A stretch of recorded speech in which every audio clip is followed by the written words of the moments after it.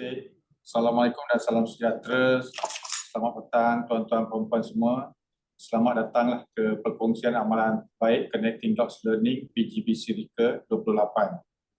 Okay, terima kasih diucapkan kepada Tuan T. Tiam Chai, Pengetua Sekolah Seni Malaysia Johor, Sekolah Kluster Kecemerlangan, dengan tajuk hari ini adalah Kebat Bina Upaya dan Budaya di Sekolah.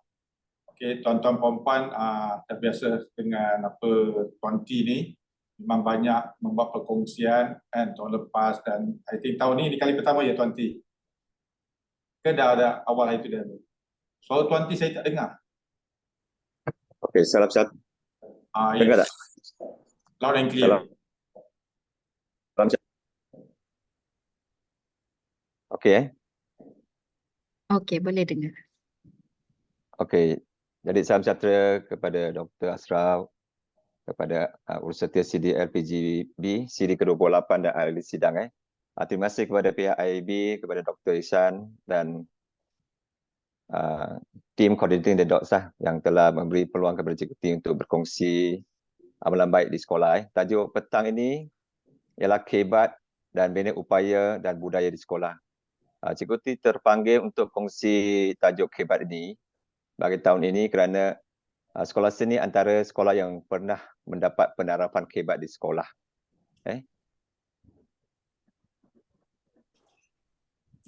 Jadi fokus perkongsian petang ini tentunya tentang bagaimana kita membina upaya guru, termasuk bagaimana pembudayaan pelaksanaan Kebat di sekolah lah.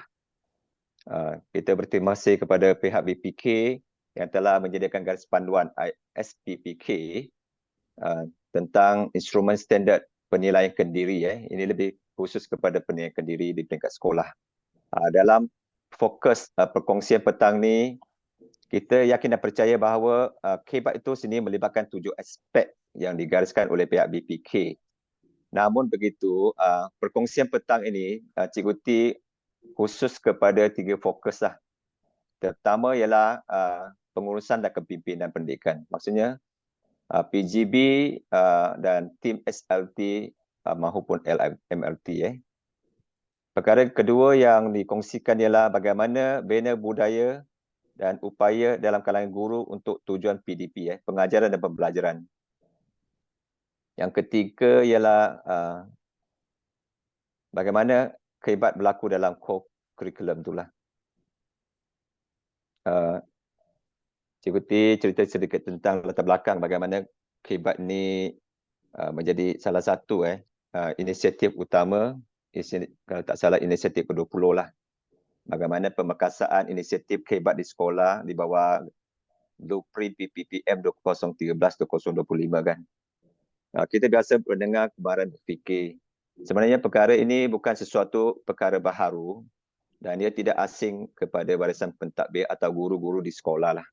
Baik sekolah rendah ataupun sekolah menengah. Kita sudah lama didedahkan dengan konsep dan kaedah pelaksanaan kemarahan berfikir semasa guru-guru mengikuti latihan perguruan lagi, sama di IPG atau BPG atau di peringkat universiti awam. Guru-guru telah dilatih apa yang dimaksudkan dengan kemarahan berfikir, sama ada yang sebelum ni kita guna kaedah KBKK, kemarahan berfikir kritis dan kreatif, yang kemudiannya kita menggunakan model Anderson lah, ke arah aplikasi termasuk ke tahap mencipta sesuatu idea-idea yang lebih baru. Jadi sekarang kita seiring dengan perkembangan pendidikan semasa lah, maka timbul lagi lebih banyak keperluan untuk memberi penekanan kepada kemarahan berfikir aras tinggi dalam kalangan murid sekolah, dalam kalangan guru sebagai pendidik, yang mana perlu mencongkir dan melatih murid untuk menakul sesuatu pembelajaran tu supaya mereka ada kompetensi untuk menyelesaikan pembelajaran mereka lah. Untuk itu kita sebagai pelaksana di peringkat bawah tentunya cuba melaksanakan perkara ini bagi tujuan membolehkan murid-murid yang dilahirkan tu mempunyai sesuatu pencapaian kognitif yang tinggi penguasaan kemahiran ataupun perubahan tingkah laku yang baik, termasuk kestabilan emosi psikologi murid sepanjang sesi pembelajaran mereka lah. Bina upaya merupakan satu aktiviti, satu siri latihan yang dilakukan secara terancang bagi mengukuhkan pengetahuan, keupayaan dan kemahiran serta tingkah laku sekumpulan guru pendidik ke arah mencapai misi dan matlamat organisasi lah dengan cekap dan mampan. Hebat dalam bina upaya dari segi definisi operasional merupakan satu proses latihan seperti yang kita biasa guna ialah POL, Plan Operasi Latihan, yang mana ke arah pembangunan profesional berterusan yang mana letaknya guru-guru sebagai asas kepada kecemerlangan pendidikan maupun pendidikan berkualiti di dalam bid darjah dan luar bid darjah. Hebat dalam bina upaya yang terancang dan sistematik ini membolehkan guru memberi perkhidmatan yang terbaik ke arah mencapai kriteria kejayaan ataupun keberhasilan yang maksimum lah pada satu tahap tinggi. Kita yakin dan percaya bahawa kehebat ni boleh berlaku pada apa-apa bentuk aliran. Sama ada aliran di bawah program STEM, program aliran sastra maupun TVET. Terlalu signifikan dan relevan pada pendidikan hari ini untuk mencongkir idea dan kreativiti murid dengan sesuatu tugasan dan pembelajaran yang diberi. Diharapkan di akhir nanti sesuatu objektif pembelajaran yang berkualiti dan berimpak tinggi tercapai dan terhasil. Jadi kehebat dalam bina guru ni perlu dilaksanakan secara komprehensif, maksudnya bersepadu, secara intensif dan terancang melalui beberapa kaedah lah, sama ada kaedah latihan, melalui perbincangan profesional dalam grup PLC secara terarahkan diri dalam ahli panitia atau disisip dengan dialog prestasi panitia yang menghala tuju lah kepada penyelesaian masalah pengajaran pembelajaran maupun untuk melestarikan sesuatu pencapaian pedagogi yang sudah baik. Jadi kita nak lestarikan kepada kualiti keberhasilan murid di sekolah, sama ada dari segi pencapaian GPS ataupun dari segi tahap penguasaan PBD lah. Jadi untuk itu, instrumen standard penilaian pembudayaan kehebat ni mempunyai kerangka yang tersendiri dengan konstruk dan item soalan yang tersusun. Sebenarnya nanti Cikgu T akan bentangkan bagaimana kita telah disusun atur untuk membina budaya kehebat dan penguasaan kehebat itulah. Okey, tajuk petang ini tajuk dia mudah saja. Saya ambil sesuatu skop yang kecil lah. Bina upaya dan daripada upaya guru tu kita cuba buat pembudayaan lah. Sebenarnya hasrat tu memang tinggi dan nampak senang, tapi dari segi eksekutif dia lah. Pelaksanaan dia bukan sesuatu perkara yang mudah. Sebab dia perlu berlaku secara struktur, secara sistematik proses kerja dia. Dari segi pengurusan pun perlu ada sesuatu pengurusan pemantauan, penilaian yang tekal. Jadi tuntasnya melibatkan setiap ahli dalam organisasi atau sekolah untuk memastikan setiap peranan dan tanggungjawab masing-masing pada setiap peringkat dan tahap dilaksanakan dengan baik. Okey, matlamat dia ialah meningkatkan tahap upaya dan budaya. Dua kata kunci di sini dan itulah matlamat dia. Objektif dia ialah untuk meningkatkan tahap pembelajaran bermakna. Pembelajaran bermakna ni menggunakan OPKK lah. Objektif pembelajaran dan kriteria kerjaan. Jadi OPKK ni merujuk kepada DSKP yang cikgu tu masing-masing ikut mata pelajaran dan skop dan tempoh masa pengajaran itu berlaku.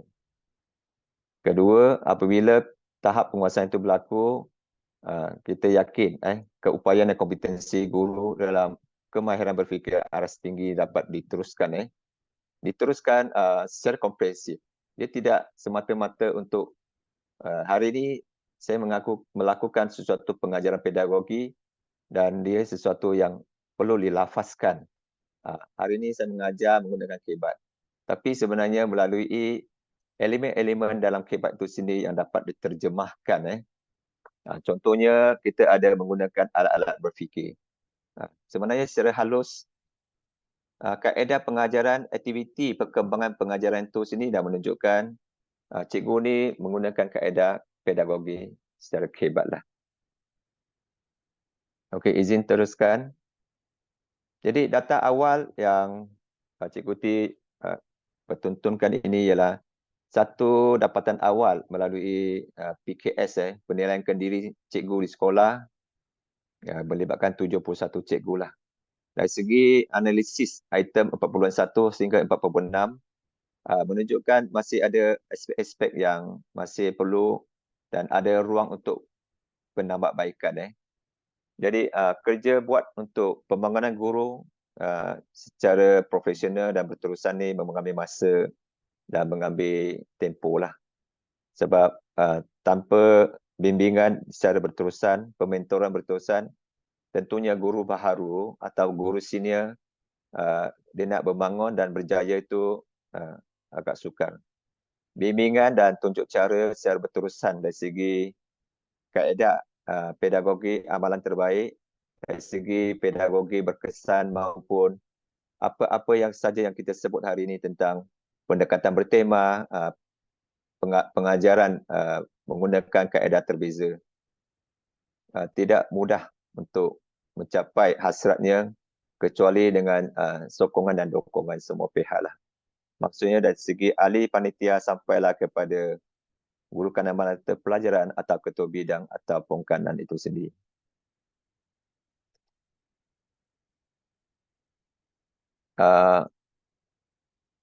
Cikgu Ti suka nak kongsikan apakah kaitan yang tajuk hari ini tentang dengan SKPM ataupun bagaimanakah maksudnya bina upaya itu berlaku. Okey, merujuk kepada SKPM, Kualiti at Sekolah, SKAS, pensingkatan dia SKAS. Aspek 2.1.2. Okey, saya nak kongsikan dua perkara dalam perkongsian petang ni, di manakan mandat dan punca kuasa untuk pemimpin sekolah menggerakkan kerja-kerja bina upaya cikgu itu. Perkara yang pertama yang cikgu angkat ialah SKAS Standard 2 pengurusan organisasi berkesan. 2.1 secara terang menyatakan bahawa pengurusan sumber manusia adalah satu aspek yang paling penting dan signifikan apabila dengan membangunkan profesional keguruan itu, kita yakin dan percaya cikgu akan melaksanakan pedagogi pengajaran secara ikhlas dan membawa sesuatu penyampaian ilmu daripada buku teks kepada penguasaan minda, intelek, perubahan tingkah laku dan sikap murid itu sendirilah. Jadi kaitan dengan 2.12 yang menyatakan memimpin sama ada sebagai PGB atau pengkanan atau ketua panitia ada tanggungjawab dan peranan untuk merancang dan melaksanakan program pembangunan profesional di mana termasuklah menilai program itu dan mengambil tindakan susulan. Jadi di bahagian bawah cikgu ada susunkan perkataan apa? Modul 2 kalau rujuk kepada modul 2 di bawah pautan dalam pautan IDB sistem MOS di bawah program SKAS. Modul 2 muka surat 25 lah kalau ikut garis panduan modul 2 modul 2 2.12 lah. Di mana dalam konteks mengurus pembangunan sumber manusia dia akan melibatkan 4 perkataan itu merancang program, melaksanakan program, menilai keberkesanan program dan mengambil tindakan susulan. Jadi dia seiring dengan perkataan sistem kualiti yang diguna pakai PDCA lah, Plan, Do, Act, Check and Action. Jadi ini perkara pertama yang kita guna pakai dalam konteks pemimpin untuk membangunkan upaya guru. Jadi di sini dah peranan dia 2.1, khususnya 2.12. Okey, satu aspek lagi yang suka saya nak kongsikan ialah kepimpinan melalui suri teladan. Jadi untuk itu satu lagi aspek yang hendak dihubungkan ialah standard 3.1 di bawah SKAS modul muka surat 38. Juga ada menyatakan tentang peranan PGB, barisan kepimpinan, pongkanan dan sebagainya, melihat secara halus dan teliti tentang bagaimana kita nak membudayakan guru dari segi kehebat. Kita perlu melihat kepada dua aspek ini. Perkara pertama ialah 3.122, di mana panitia, GKMP, pongkanan, kurikulum perlu merancang program peningkatan kualiti pengajaran. Jadi di sini dah letaknya program-program POL, Plan Operasi Latihan, secara umum dan khusus mengikut keperluan pedagogi mata pelajaran teras dan wajib di sekolah. Maka bidang-bidang akan merancang secara elok tentang keperluan inilah. Dia terkait dengan 3.123, di mana apabila kita bangunkan guru, dia seiring dengan bagaimana kita lihat konteks murid ini dapat mengikut pengajaran guru ni secara seronok, baik, berkesan dan menarik serta interaktif lah. Jadi di situlah salah satu elemen kehebat di bawah SPKK, Instrumen Standard Penilaian Pembudayaan Kehebat, juga mengambil kira bagaimana tahap keberhasilan dari peringkat murid. Tapi petang ni saya tidak fokus kepada SPKK tentang murid lah. Jadi dua aspek inilah yang dikatakan sebagai pemimpin PGB, kepimpinan instruksional, sebagai PGB, sebagai pongkanan, kita harusnya lah meneliti semula bagaimana pembangunan sumber manusia dalam memberi ilmu dan kemahiran kepada guru tentang konteks kehebat dan bagaimana terjemahkan program-program pembangunan kehebat secara berstruktur sehingga dapat mencukupi secara asas SPL KPM di hari berkursus dan sebagainya. Okey, ini satu kerangka yang rasa saya tidak perlu kongsi lanjutlah. Semua orang, semua pihak ahli sidang pun nak maklum tentang hala 7 TS25. Bulatan yang merah itu ialah kumpulan sasaran Cikgu T lah. Selama ini sebagai ketua jabatan saya juga memfokuskan kepada kompetensi guru tu yang merupakan formula paling baik dan berkesan. Formula yang paling pantas dan berkesan untuk membangunkan kemenjadian murid di sekolah. Jadi melalui satu proses CPD, bina upaya. Jadi tentunya tajuk petang ni fokus kepada bina upaya guru dalam konteks pembelajaran dan pengajaran kehebat tu ke arah pencapaian objektif sasaran GPS atau sasaran TP, tahap pencapaian PBD. Kalau melihat raja ni, sekali lagi Cikgu T akan kaitkan bagaimana sistem SKAS itu, standard 4 pencerapan berkesan, akan menjurus kepada pencapaian standard 5 dalam kemenjadian murid. Okey, ini satu kerangka naratif bagaimana ekosistem sekolah juga menyokonglah. Ekosistem sekolah dan kepimpinan gabung tenaga dan kepimpinan instruksional dan latihan pembangunan guru melalui proses gabungan 3 kumpulan elemen ini, maka cikgu-cikgu panitia, ahli-ahli panitia akan terus melaksanakan bicara profesional, mengadakan bengkel kupasan tentang kelemahan pembelajaran dan pengajaran melalui sesi PKK atau PLC, Komuniti Pembelajaran Profesional. Banyak perkara dapat dilaksanakan dan diselesaikan dengan baiklah. Skala 7 akhir ialah outcome termasuk output yang dihasratkan. Okey, fokus petang ni ialah tentang nombor 1 tentang bina upaya, kedua perbincangan tentang pengurusan kepimpinan pendidikan, ketiga ialah tentang kebat dari segi pengajaran pembelajaran, yang keempat ialah core curriculum. Jadi minta maaflah, Cikgu T hanya kongsikan sesuatu dapatan dan kupasan serta analisis dalam konteks Sekolah Seni Malaysia Johor, Sekolah Kluster Kecemerlangan. Mungkin dapatan dari segi pandangan ataupun teori yang Cikgu kongsikan ni mungkin tidak bertepatan atau bercanggah dengan pandangan dan dapatan di sekolah tuan-puan.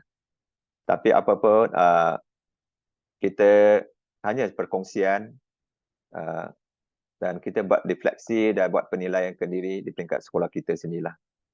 Kalau ada kekurangan di peringkat saya mohon maaf. Tapi saya terbuka untuk sebarang pandangan dan cadangan di akhir nanti. Okey, kenapa kebat ni menjadi perbualan dalam konteks masyarakat pendidik ataupun komuniti di kalangan ibu bapa yang sering mengungkit atau mengaitkan murid-murid susah menguasai suatu pembelajaran ataupun ada pandangan dan suara daripada Teachers Watch bahawa silibus hari ini agak mencabar, kertas soalan ni mempunyai tahap kesukaran yang tinggi, tidak nampak dari segi kesukaran dalam membantu murid atau calon menjawab soalan tentang aras kebat itulah.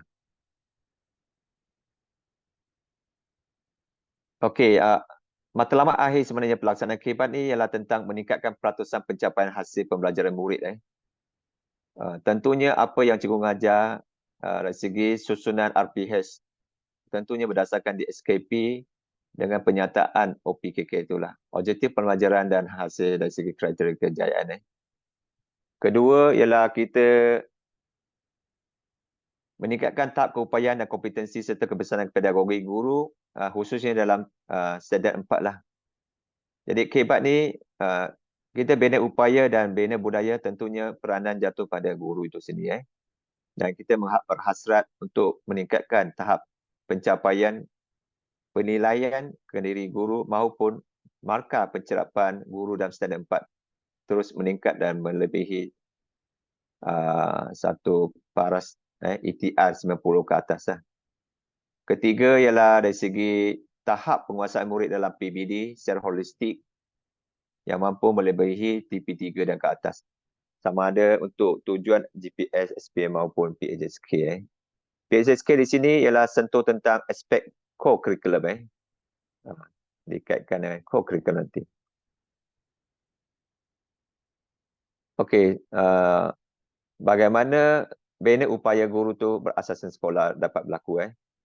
Bina guru berasaskan sekolah. Berasaskan di sini maksudnya berasaskan sekolah masing-masing lah.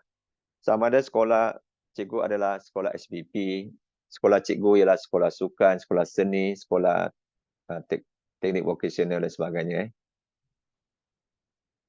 Berasas sekolah masa dia berbalik kepada tindakan kita sebagai pemimpin, perancang, pelaksana, pembimbing dan pendorong. Untuk itu kita tidak lari daripada 3 perkara yang kita kerja buat kita lah. Antara yang pertama ialah kognitif. Apa kerja buat kita pun sama ada untuk tujuan guru atau murid kita akan menunjukkan kepada pemerkasaan ilmu pengetahuan guru itulah. Kedua ialah mengasah dan menajamkan bakat serta kemahiran cikgu itu. Ketiga ialah terus membangun dan membetulkan sikap positif guru dalam melaksanakan kerja pengajaran pembelajaran. Okey, dari segi plan, do, check and action ni, perkara ni seiring dengan perkara-perkara yang dilakukan oleh cikgu di sekolah lah. Barangkali apa yang dilakukan oleh cikgu di sekolah jauh lebih baik dan lebih teratur daripada apa yang cikgu dikongsikan petang ini. Pertama ialah plan, perkara yang itu mudah merancang. Perkara buat yang pertama ialah cikgu di sekolah perlu ada satu tim lah, satu jawatankuasa task force atau jawatankuasa pemandu untuk tujuan melatih guru tu. Jadi fokus petang ni ialah bina upaya, maka jawatankuasa ni khusus untuk melatih guru. Apa fokus kita, sama ada kita nak melatih guru dari segi pendekatan penyoalan, pendekatan didik hibur, dari segi pendekatan teknik menjawab hebat dan sebagainya. Tim itu yang akan bincangkan apakah bentuk latihan yang diguna pakai. Kedua ialah laksana. Jadi perkataan dia ialah meningkatkan kompetensi produktiviti kan. Jadi untuk itu ialah laksanakan. Tidak mustahil kita memang pandai merancang, tapi yang sebenarnya kekilafan kita ialah pada masa pelaksanaan. Banyak program yang kita cuba jayakan, tapi di hujung nanti banyak perkara yang kita terlepas pandang kerana manusia akan gunakan beberapa alasan kerana kekangan masa, kerana sumber kewangan, kerana komitmen ahli panitia dan sebagainya. Jadi laksana itu sesuatu yang penting lah. Nanti cikgu kongsikan bagaimana laksana itu boleh dijayakan. Ketiga ialah dapatkan kerjasama lah. Cek di sini termasuk kita melibatkan beberapa pihak luar lah. Sama ada dari segi SISC, dari segi pandangan Jemaah Nazir, dari segi IPG. Kalau sekolah sini kita libatkan semua orang-orang sumber di luar. Pegawai-pegawai yang bertanggungjawab, yang selagi boleh membantu pembangunan cikgu itu dari segi kapasiti dan keupayaan mengajar, dari segi keseronokan dan kepentingan penyampaian berkesan, kita akan datangkan untuk tujuan latihan. Rancang, laksana, buat checking, pemantauan, tentunya kita akan buat penilaian semula. Pasca nilai ni tentang menilai adakah terdapat perubahan pedagogi guru tu. Kedua, menilai tentang apa yang kita rancang ni berjaya dilaksanakan.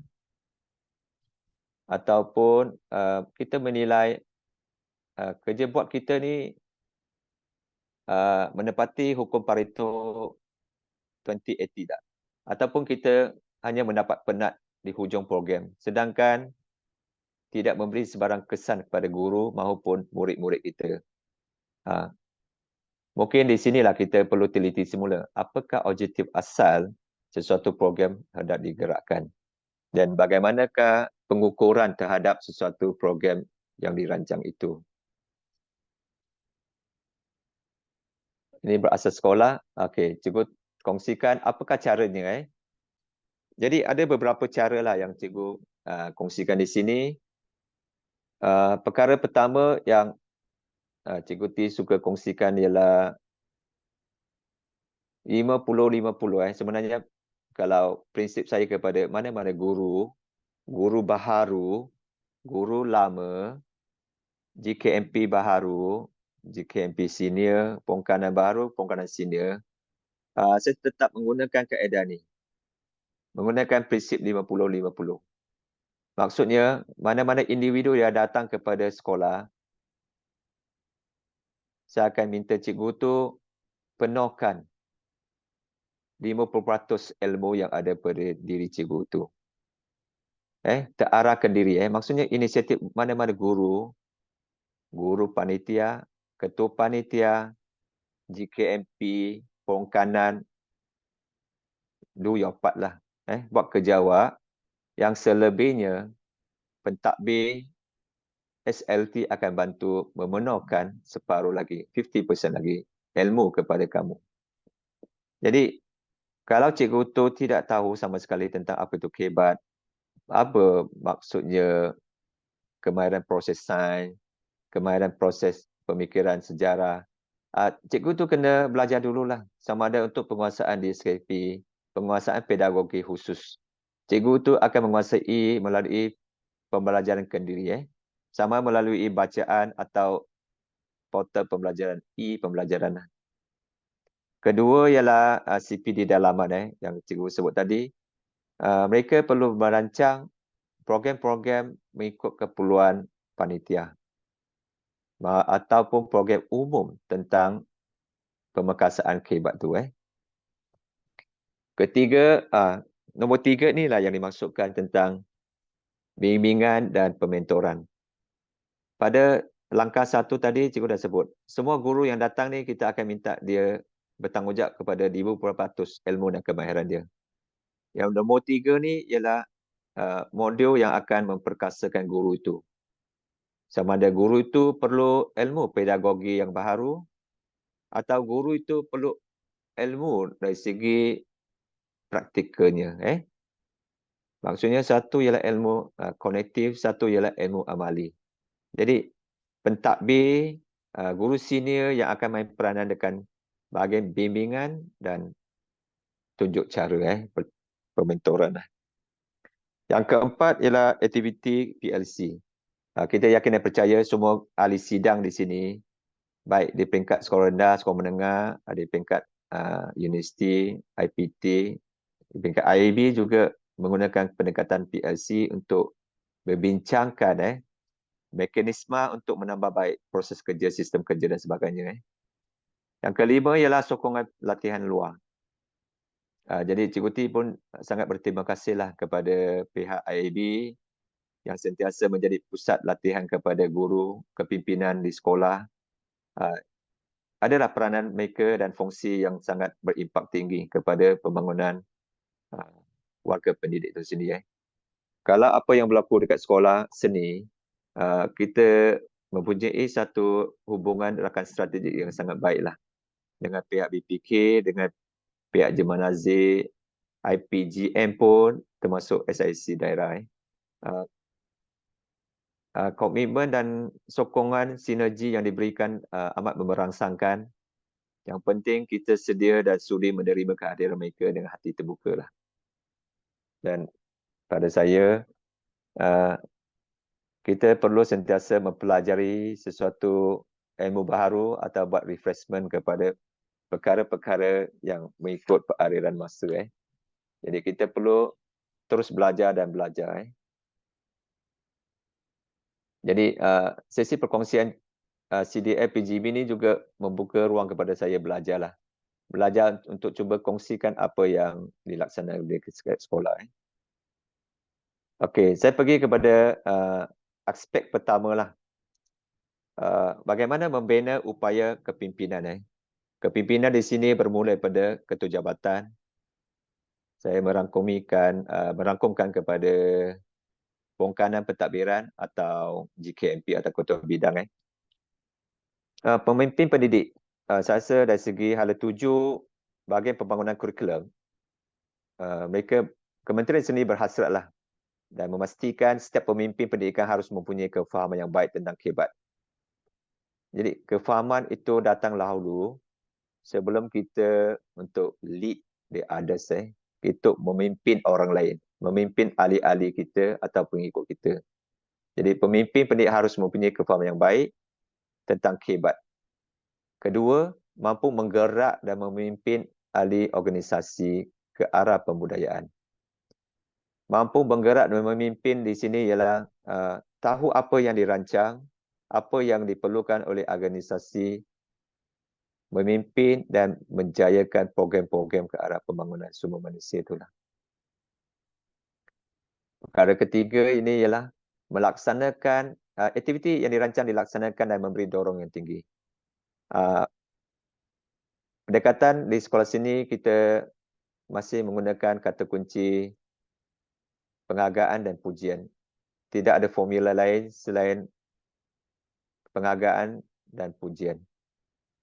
Sebab itu formula yang terbaik untuk memberi keyakinan dan sokongan moral pada cikgu kita, kerana mereka lah yang buat kerja di peringkat AKUB. Mereka lah yang buat kelas-kelas tambahan. Mereka lah yang menyediakan modul-modul khusus. Mereka lah yang bekerja keras di belakang takbir bagi memastikan subjek yang diajar tu benar-benar mencapai sasaran GPS, ETR dan sebagainya. Jadi apa yang kita buat sebagai pemimpin hanya menggunakan bahasa sahaja. Budi bahasa cukup untuk menterjemahkan apakah kaedah dan penghargaan cikgu pada guru-guru kita di sekolah lah. Okey, ini perkara yang cikgu nak kongsikan dalam instrumen standard penilaian pembudayaan. Perkara pertama saya nak kongsikan dengan ahli sidang ini. Tak kira lah hari ini cikgu dalam sidang ini adalah sebagai PGB, sebagai ketua sektor, ketua unit, sebagai ketua panitia, sebagai pengkanan. Cikgu lihat semula 4 perkara ini. Sebab ini kerja buat kita sebagai pemimpin instruksional. Perkara pertama, perancangan. Perkara kedua, pelaksanaan. Perkara ketiga ialah pemantauan. Perkara keempat ialah kebitaraan. Saya ringkaskan dalam jadual ini. Ini ialah satu instrumen standard itulah. Saya ambil tajuk utama saja. Saya tak ambil deskriptor dia. Saya tidak ambil rubrik permarkahan dia. Okey, contohnya di satu perancangan, kita sebagai pemimpin, dalam konteks perancangan tidak ada 3 soalan. 3 soalan ni berbunyi, yang pertama, dia akan tanya kompetensi pemimpin. Okey, cikgu faham tak apa yang dimaksudkan kehebat?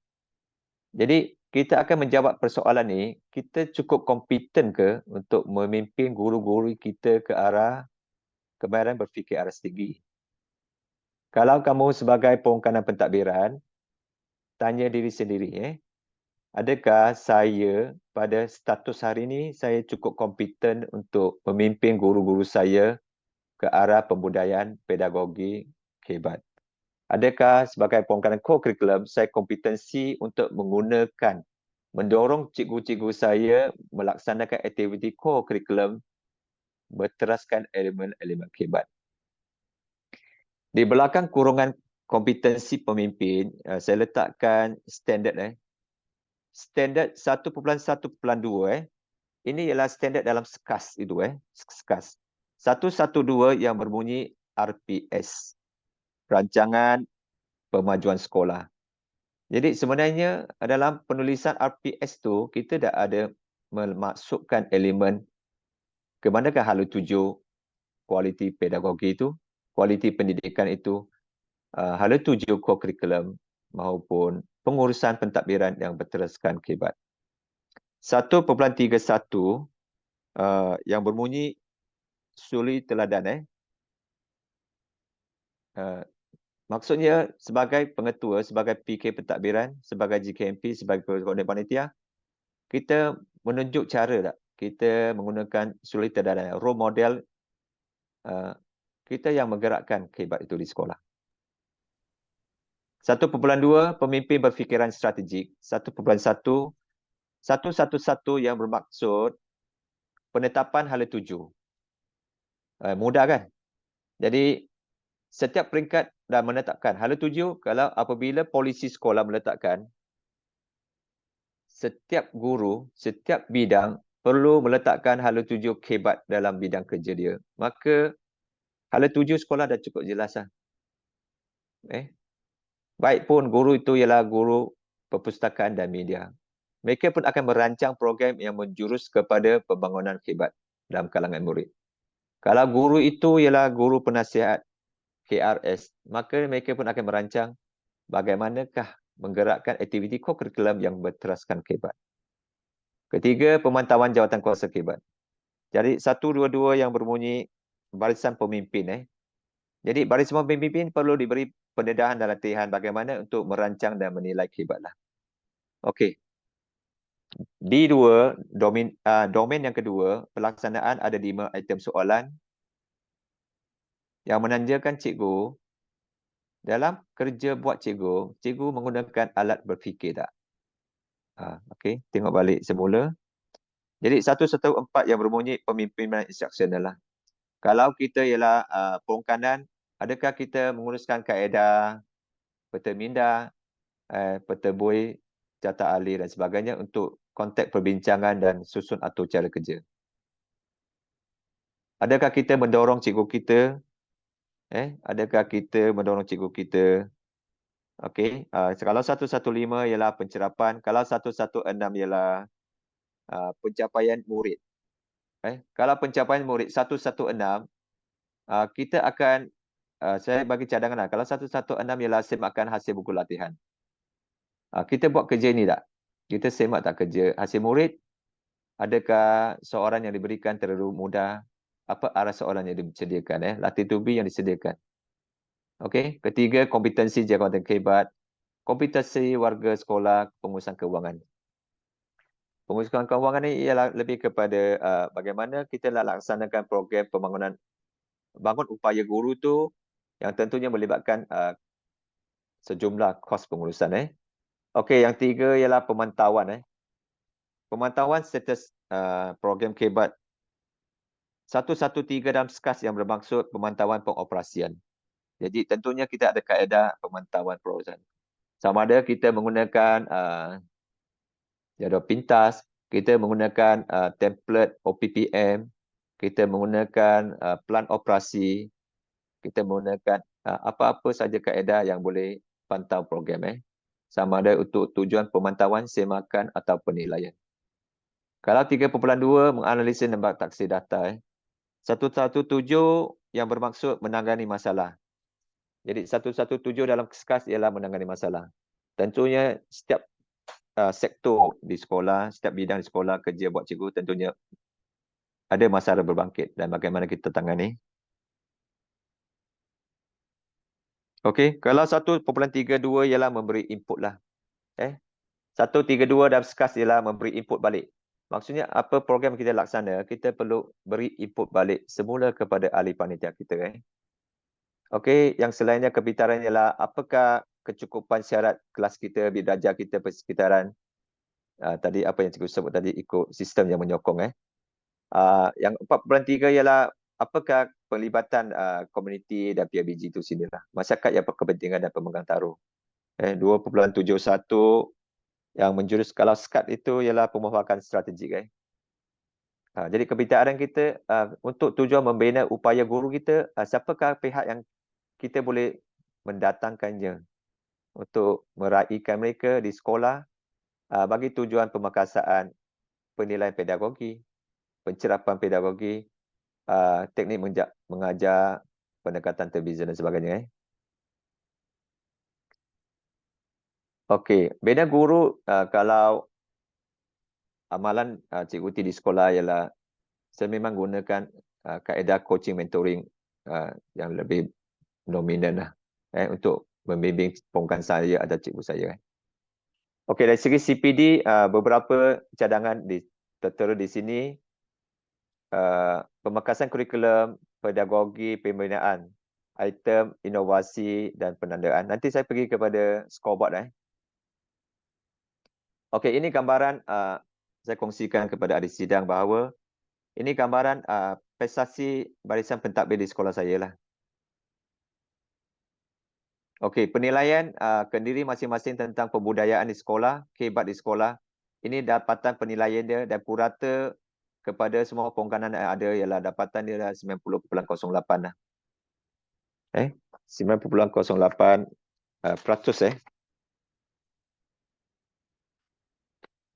Ada juga pihak yang lemah, mungkin dari segi kontek dia kuranglah berbanding kepada pongkanan yang wajib menggerakkan macam pongkanan pentadbiran kurikulum atau pongkanan co-kurikulum wajib menggerakkan hala tuju kehebat itu sendiri.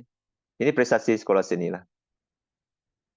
Okey, pergi kepada tajuk kedua, bina upaya dalam PDP cikgu lah. Bina upaya dalam PDP cikgu ialah aspek kedua yang digunakan pakai SPPK. Okey. Falsafah dia begini kan. Falsafah dia mudah saja. Falsafah ialah apa yang cikgu sebutkan ni. Saya boleh mengajar kamu cara menggunakan kehebat dalam PDP. Akan tetapi kamu juga yang harus melakukannya. Jadi bimbingan dan pementoran berterusan. Tapi dia berbalik kepada keikhlasan dan komitmen cikgu itu untuk melakukan perkara tersebut demi kepentingan murid dan anak-anak bangsa itulah. kita mungkin tidak dapat menjangkau atau mencapai apakah realiti watak dan perwatakan guru itu semasa dalam sesi pedagogi. Dia terletak kepada keikhlasan dan komitmen serta memegang kepada kod etika sebagai profesion guru lah. Kalau tidak, apa petua sekalipun, dia tidak akan tinggal sia-sia saja.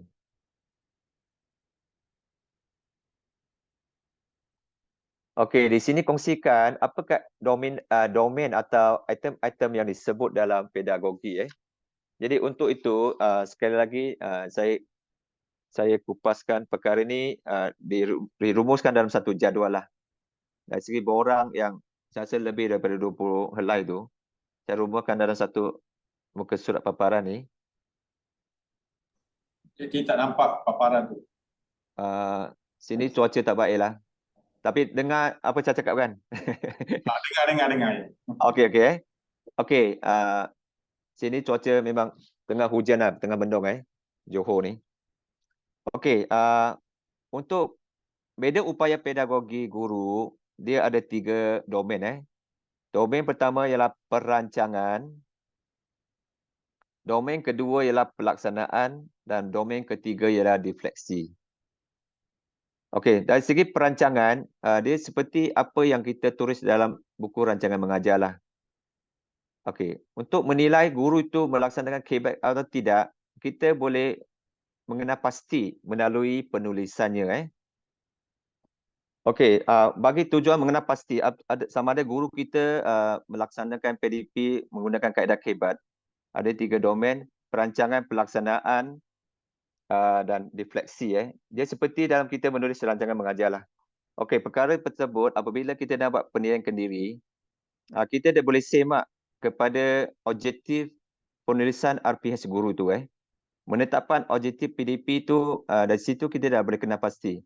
Adakah berdasarkan pada standard pembelajaran tu, cikgu dah mengaitkan dengan KBAC tu. Kedua, merancang set induksi.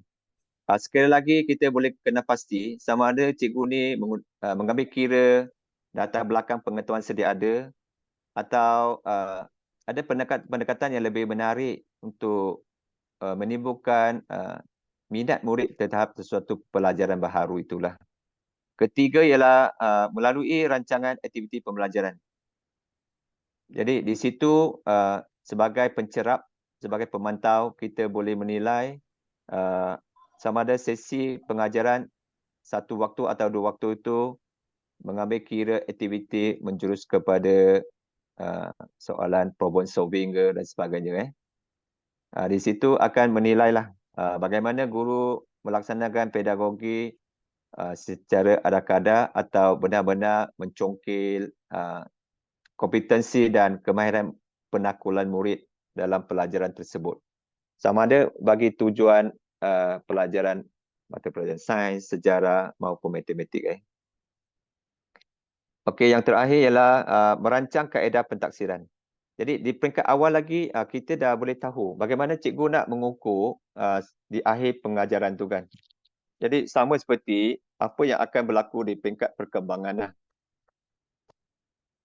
Okey, di bahagian pelaksanaan ada 5 konstruk. 5 konstruk ni seperti dalam instrumen yang kita semak guru mengajar itulah. Dekat situ kita akan ada potensi untuk kenal pasti seperti dalam borang hijau yang kita sebut borang hijau tu kan. Standard 4.1 sampai 4.2 tu kan. Jadi itulah maksud cikgu. Di bahagian defleksi ialah satu kaedah yang kita kena pasti sama ada cikgu kita ni ada buat defleksi kendiri baik saja habis sesuatu sesi pengajaran pembelajaran. Kalau cikgu tu tidak ambil kisah, tidak memandang serius terhadap kerja buat sebagai guru yang mengajar, maka melalui penulisan refleksi kita pun dah boleh kena pasti apakah sikap dan budaya cikgu tu yang memastikan kelas yang diajar itu menghala tuju kepada pencapaian ETR lah. Sebab Kalau tidak serius, tentunya dia tidak membawa sebara makna kepada perkara itu. Okey, seterusnya sebenarnya cikgu nak kongsikan tentang scoreboard lah. Kalau Johor kita menggunakan pendekatan 4DX. Kalau Johor kita menggunakan pendekatan 4DX. Okey, saya share semula skrin tadi. Okey, ini yang dimaksudkan. Okey, cikgu nampak. Inilah domain yang ada dalam borang penilaian PDPC guru lah. Okey, saya pergi seterusnya kepada scoreboard lah. Bukan ini scoreboard. Ni ialah PDCA RCI. Okey, saya suka idea inilah. Biasa kita dengar PDCA. Tapi hari ini saya nak kupas sikit tentang gabungan PDCA dengan RACI. Okey, PDCA dengan RACI. Okey, saya baca pada petak awal dulu. Plan, do, check and action. Okey, cikgu ikutkan apa yang cikgu T kongsikan. Plan, kita kena pasti fokus latihan kita lah. Sebab kita masih bincang tentang bina upaya, kita kena apa program yang kita nak. Apa program kita nak, sebenarnya dia akan balik kepada ahli panitia kita lah. So, mereka yang sini yang menghadapi masalah, mereka yang sini buat penilaian sendiri, apakah kemahiran yang belum mereka kuasai atau belum cukup matang, atau kemahiran masih pada tahap asas. Kedua, kita akan sediakan takwim. Sebab tidak mungkin semua program akan berlaku serentak lah. Dia akan ambil masa secara ansur maju, secara ikut fasa. Ketiga, task force untuk menggerakkan latihan tu. Okey, do laksanakan coaching mentoring, laksanakan CPD, siri 1, 2, 3, sinergi dengan pihak luar. Do ni sangat kritikal kalau kita tak manfaatkanlah kepakaran daripada pihak luar. Sebab ilmu daripada luar itu tentunya ada kelebihannya, ada kepakarannya. Ada advantage kita lah. Bukan kata dalam organisasi kita tak ada amalan baik. Memang ada.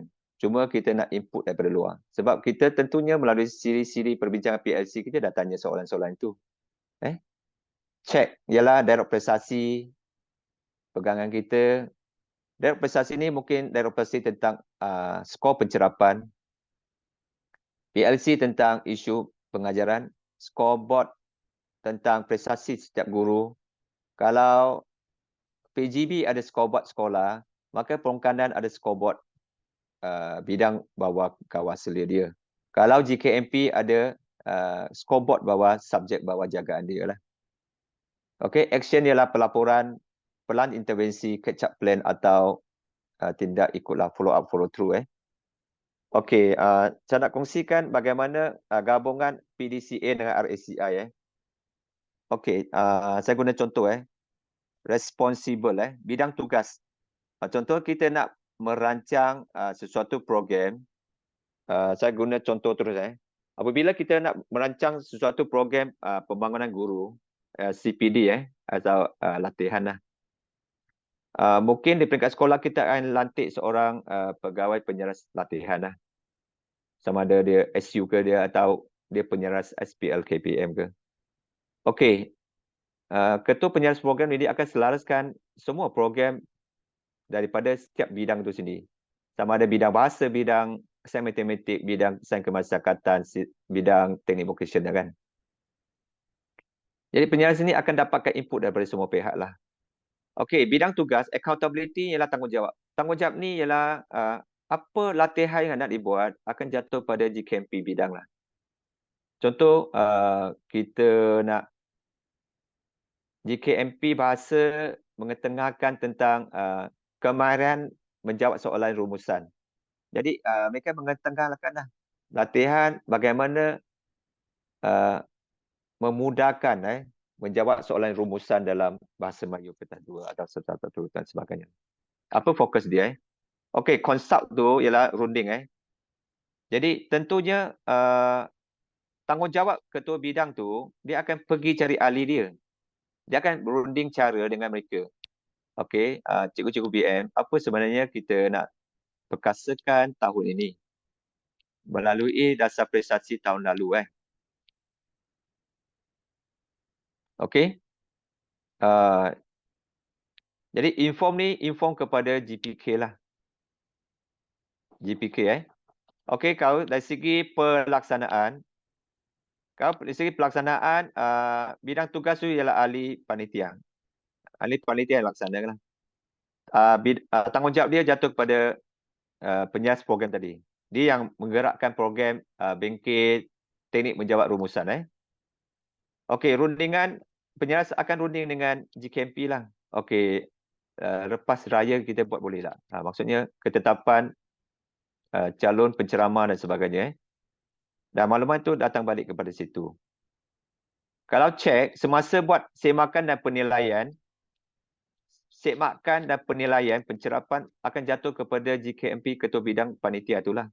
Tadi kita sebut teknik menjawab rumusan dalam bahasa Melayu, maka bidang tugas tu GKMP bahasa yang akan buat semakan. Betul ke? Cikgu bahasa Melayu saya dah kuasai cara menjawab teknik menjawab rumusan. Bidang tugas akan jatuh pada GPK lah, PK pentadbiran. Tanggungjawab dia. Dari segi runding cara akan rujuk kepada penyias program dan prestasi itu akan inform kepada ahli panitia. Prestasi pencerapan dan operasi akan maklum pada ahli panitia bahasa Melayu. Sebenarnya melalui pencerapan saya dapati guru-guru BM kita SPM ni masih ada ruang untuk tambah baik. Okey, dari segi 5 cikgu bahasa Melayu, saya perasan ada 2 cikgu yang belum menguasai teknik menjawab rumusan dengan baik. Sebab masa pencerapan cikgu tu tidak dapat kena pasti terdapat kekeliruan dalam soal jawab dengan murid. Okey, macam itulah dan seterusnya. Begitu juga tindak ikut. Tindak ikut maksudnya tindak ikut di sini ialah penyias latihan tadi dia akan follow up adakah ada teknik menjawab siri 2 untuk sejarah SPM, ada tak teknik menjawab siri 2 untuk matematik, cekap matematik ke. Begitulah keadaan dia. Ini kaedah yang cikgu guna pakai di sekolah lah. Okey, ini ialah scoreboard yang cikgu laksana di sekolah. Di Johor kita menggunakan kaedah pendekatan 4DX, 4 Discipline of Execution. Ini ialah satu contoh scoreboard yang mana ada lead measure, ada sasaran, ada tahap pelaksanaan atau pencapaian dan status output lah. Jadi contoh banner upaya di sekolah seni sebagai pemimpin sama ada PGB, Pongkanan, GKMP, saya memang tekankan aspek coaching mentoring lah. Kedua ialah pemekasaan, pedagogi, kebat, banner item, bengkel, pemantauan kebat, perkongsian aman terbaik. Semua ini telah berlaku lah sebab tarikh-tarikh yang berlaku ni ialah tahun lalu. Saya laporkan untuk yang tahun lalu. Okey, sebagai pemimpin dalam kepimpinan instruksional, seperti yang kita tahu, The Big Four ni ialah salah satu modul yang kita guna pakai lah. Jim Knight punya kaedah. Dari situ kita akan ada pemekasaan kandungan, pengajaran, tingkah laku dan PBD. Jadi saya tidak terang satu persatu lah. Mungkin cikgu boleh, tuan-puan boleh kena pasti cari bahan-bahan di internet tentang apa maksudnya The Big Four lah. Big Four ni adalah satu model dalam model bimbingan instruksional. Cuma mungkin highlight di sini ialah FIS lah. Kalau Cikgu T lebih suka highlightkan kepada FIS. Okey, ini dapatan dapatan dari segi pencerapan. Okey. Dalam analisis saya kongsikan dari segi prestasi pedagogi guru, segi guru akademik dan kesenian lah. Sebab kita sekolah seni ada kumpulan jurulatih. Jadi di sini saya kongsikan prestasi guru akademik. Okey, untuk paparan ni sekolah seni tak ada bidang teknik vokasional. Jadi subjek kita terasa saja, maka tak ada subjek elektif, perisi akaun, ekonomi, perniagaan dan sebagainya. Jadi ada 3 bidang saja, bidang bahasa, bidang sains dan matematik dan bidang sains dan kemasyarakatan. Okey, di sini cikgu boleh lihatlah paparan dia. Kalau kita lihat kepada maka pencerapan akhir kali kedua yang hijau tu, bidang bahasa prestasi guru ialah 9147. Bidang sains matematik ialah 9214. Bidang sains kemasyarakatan ialah 9120. Jadi ini ialah satu data yang maka penilaian pencerapan. Jadi dari segi penilaian tu saya letak balik kepada ahli sidang untuk menilai lah prestasi guru bahasa Melayu di sekolah sini, bahasa Melayu bahasa Inggeris di sekolah sini, guru sains matematik di sekolah sini dan ini. Cuma dari segi purata markah bagi keseluruhan pencerapan bagi tahun sesi 2023-2024,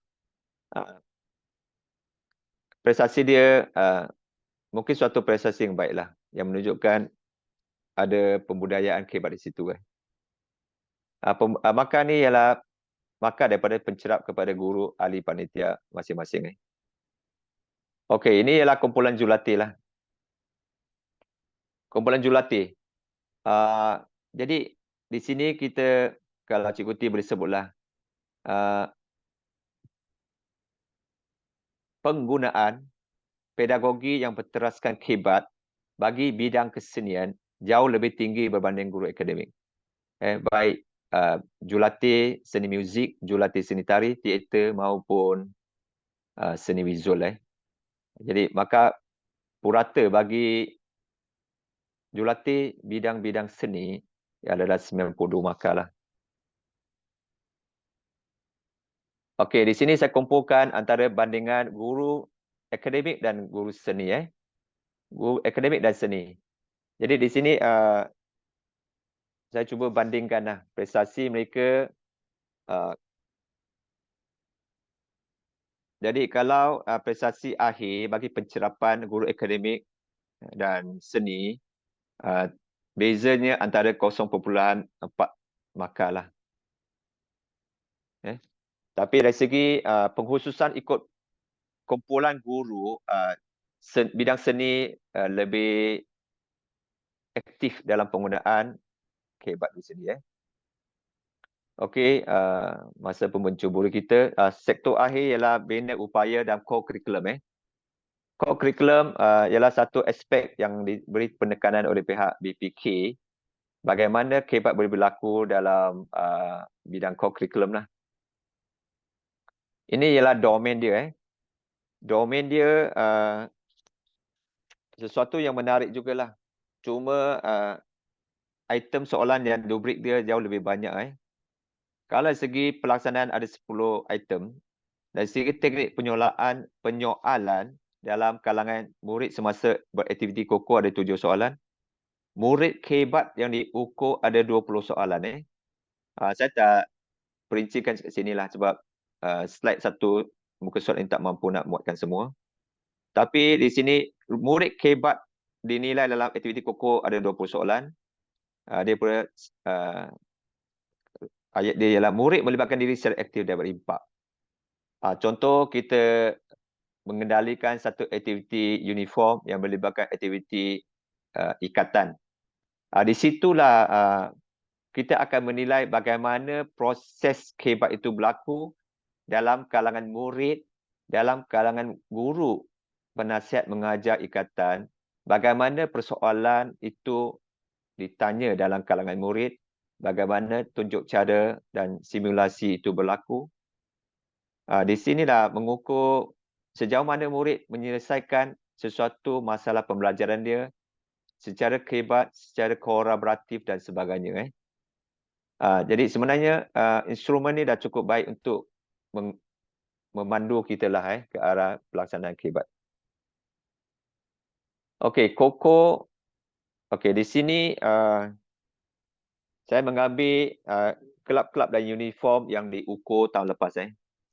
Antaranya unit uniform KRS, PPIM Puteri Islam Malaysia, Kelab Persatuan Bahasa Melayu, Sains Matematik, Kelab Seni Teater, Sukan Permainan Badminton, Sepak Takraw.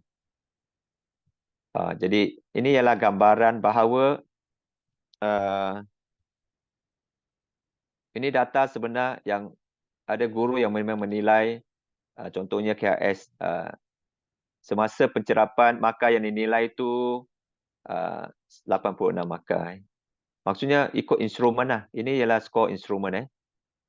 Jadi saya puratakan kepada 7 unit ini ialah 90.57 lah.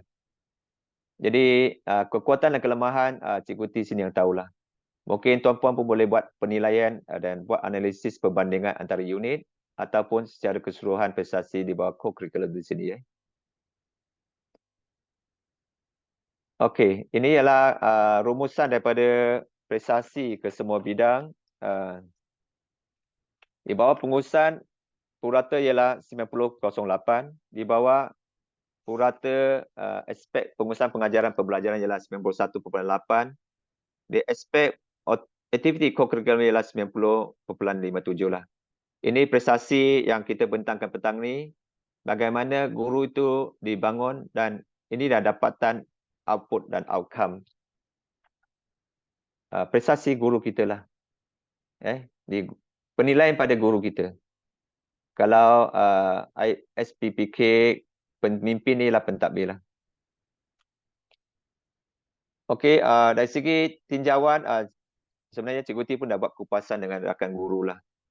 Dan meminta mereka terus fokus kepada kerja buat instruksional, merancang, melaksana, memfokus dan menguruskan pentaksiran dengan baik. Ini seperti yang terkandung dalam Standard Guru Malaysia 2.0 tu. Untuk itu, dalam 4 konstruk tu, orientasikan ilmu, instruksional, pelibatan komuniti dan kualiti peribadi. Di sini saya tekankan instruksional lah.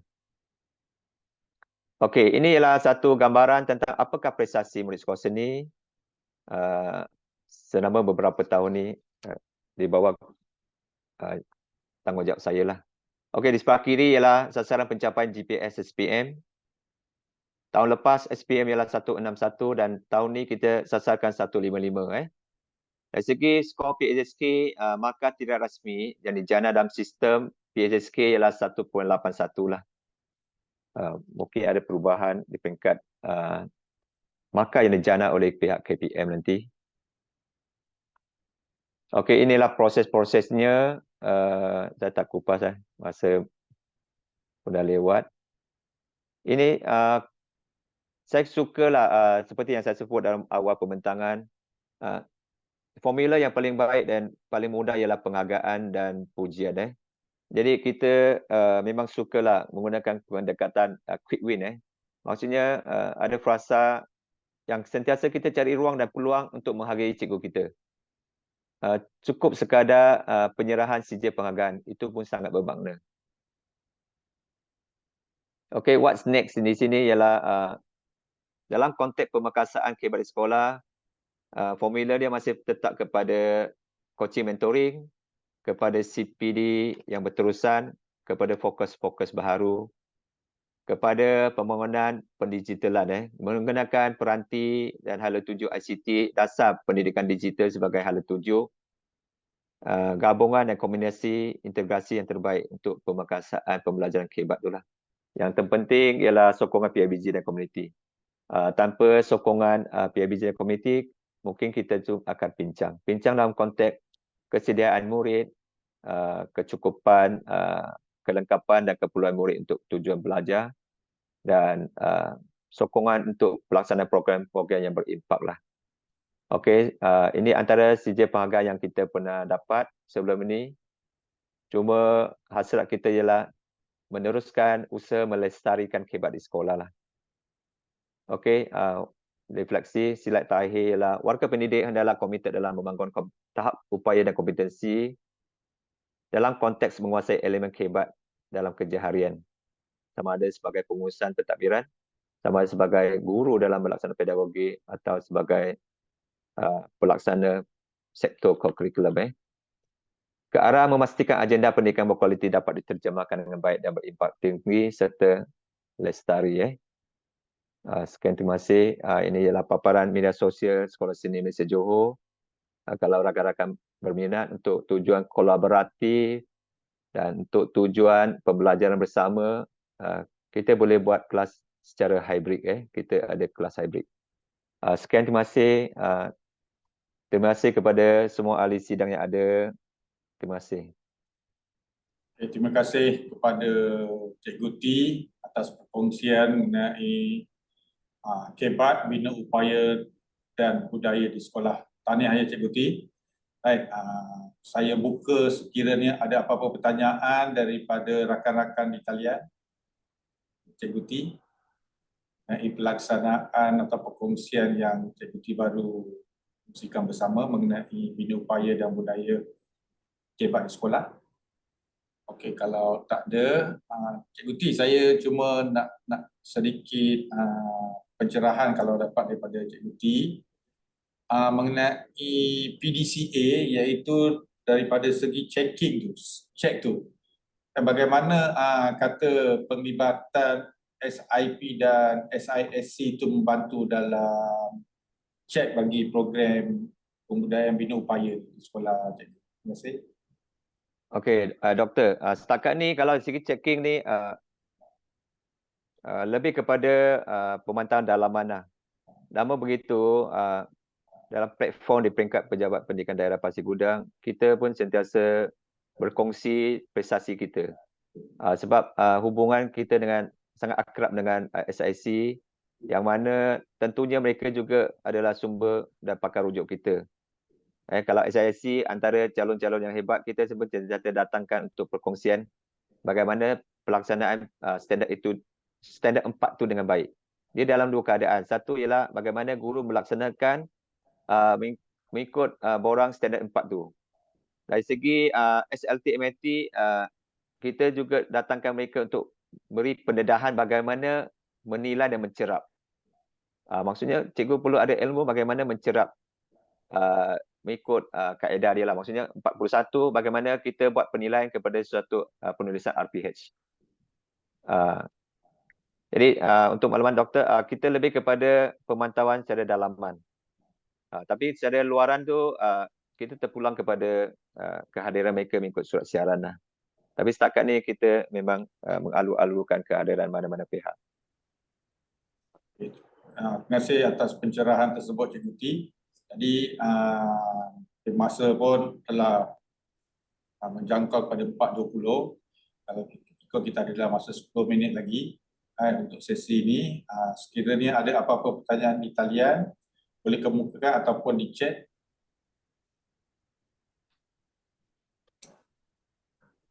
Kalau tak ada, saya ya tak. Doktor. Ya, saya Cikgu Chun daripada SMK Seri Bintang Selatan. Terima kasih kepada Cikgu T atas perkongsian. Cuma satu persoalan daripada saya, berdasarkan dapatan daripada apa yang telah dilaksanakan di Sekolah Seni Johor, kita dapati pencapaian jurulatih adalah lebih baik berbanding dengan guru-guru akademik ataupun guru-guru subjek mata pelajaran. Pada pandangan lah ataupun apa yang telah Cikgu T buat ni, bina upaya kebat, apakah faktor yang menyumbang kepada jurulatih ini lebih baik berbanding dengan cikgu akademik? Okay, itu soalan saya. Terima kasih. Okey, saya dah jangka lah. Tapi sebenarnya kalau pensyarah IAB, kalau Jemaah Nazir, mereka memang sebulat suara setuju bahawa seni itu dah cukup hebat. Okey, Mr. Chun Mr. Chun nanti keluar daripada Google Meet ni, Mr. Chun cari kepada hierarki aras berfikir. Piramid berfikir itu yang mengikut model Anderson. Okey, model Anderson dia mulakan dari segi saya angkat 4 tahap yang tertinggi lah. Maksudnya sesuatu pembelajaran seni itu sendiri dia akan ke arah aplikasi. Contoh kita sebut apa itu Tarian Zapin, dia akan terus ke arah murid itu perlu buat aplikasi.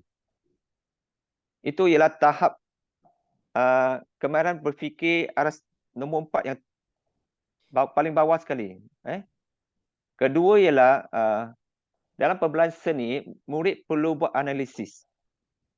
Contoh kalau Cikgu T buat sesuatu karya melukis, dia ada sesi kritikan daripada murid lain. Kalau istilah yang guna dalam jurulatih kita dia apresiasi. Jadi kalau contohlah Cik Ashraf melakukan satu watak maka rakan dia akan buat penilaian watak tu. Apakah tahap lakonan dia? Adakah lontaran suara cukup baik? Jadi dia akan analisis. Okey, ketiga yang saya nak angkat perkataan ialah menilai. Jadi proses pembelajaran seni itu sentiasa mereka menilai satu sama lain. Dia menilai cikgu, dia menilai kawan dia dan jurulatih menilai dia. Dan yang terakhirlah mencipta. Konteks kurikulum seni itu sendiri ialah sampai tahap tinggi. Perlu mencipta. Hari ini kita keluarkan satu tajuk, buat garisan.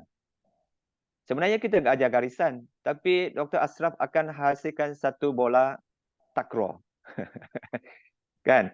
Kita mengajar sesuatu takraw daripada lakaran dia, dia akan terjemah hasilkan satu lakaran takraw melalui lipatan kertas dia.